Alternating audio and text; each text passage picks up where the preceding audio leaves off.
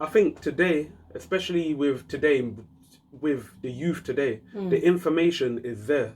It's just you need to look for it. Once again, take self accountability. But supposing you're younger than yourself, where are they going to start to look? Do they go to the doctors? I mean, where do they start? I think when you're a certain age, if it's cool, you'll end up doing it.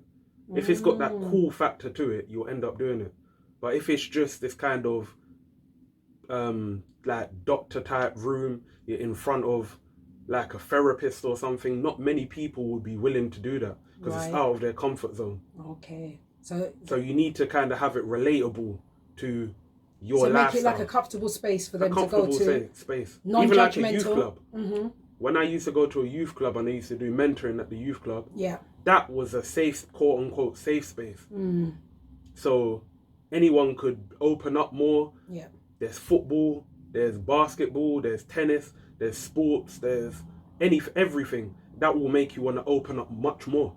Okay. Instead of just sitting there and having someone tell me all your problems. Where do I start? Do you think they need to be mixed or just only men?